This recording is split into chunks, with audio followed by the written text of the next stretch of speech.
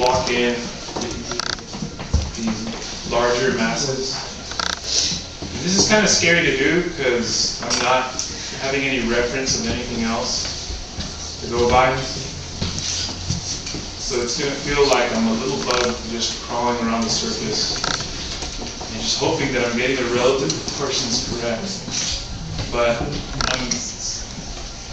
I'm relying on my experience in order to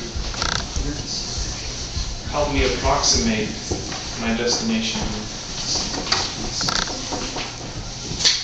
So I'm doing a lot of comparing. When I'm doing the shapes, I'm comparing my horizontals and my verticals. So it might just look like I'm just making marks, but if my eye is traveling around a lot and comparing height and width relative to each other. So I chose in my mind that this little shape here is correct. So the distance between this shape and that shape now have to be correct relative to each other. So I'm connecting these little puzzle pieces together. It's kind of like a jigsaw puzzle. And again, there's no one way to do this. I just tried two different approaches. This is my third approach. And there is no right or wrong way to do this. So long as you get the shape, value, edge, and color in the right spot, you can pretty much do it any way you feel comfortable.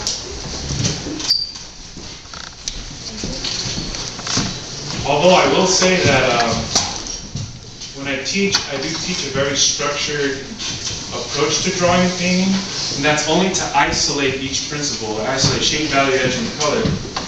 So when I do teach a very systematic way to train your eye to see. But once you got the tools down and you know how to look for those things, then ultimately, it's by any means necessary. So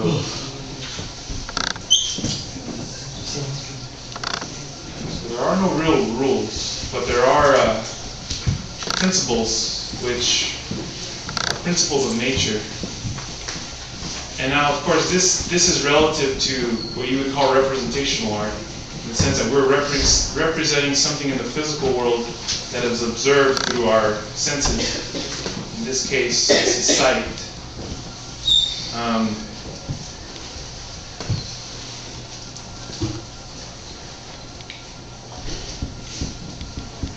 Anyways, go ahead and ask me questions so I can. So I turn around and like.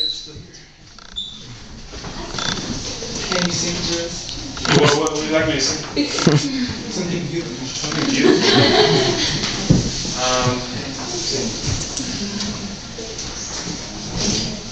Well, you know something interesting that happened a couple of weeks ago? I went to a party. A friend of mine works for DreamWorks. He's an animator.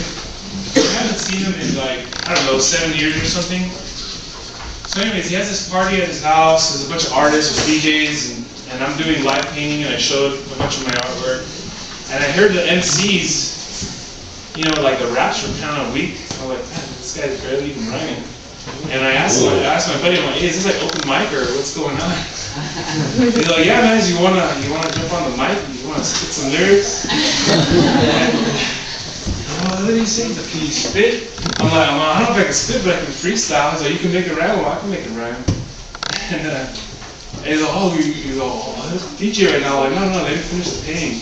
So I was thinking about going on the mic, and I get all these butterflies in my stomach. This adrenaline. And I'm like, I started distracting me from my work. I did that a couple times. I'll just focus on your work. So I did my work, and then once I was done, then I went to the microphone. And it was a lot of fun. I'd never done real hip hop before. So they had all these gangster beats, it sounded like the earth was opening and things were coming out. I'm like, oh man, this is all angry. And I wasn't angry, so I told the DJ, I'm like, hey man, you got something that's got a bass line? He's like, he's like, just flow, man, just flow.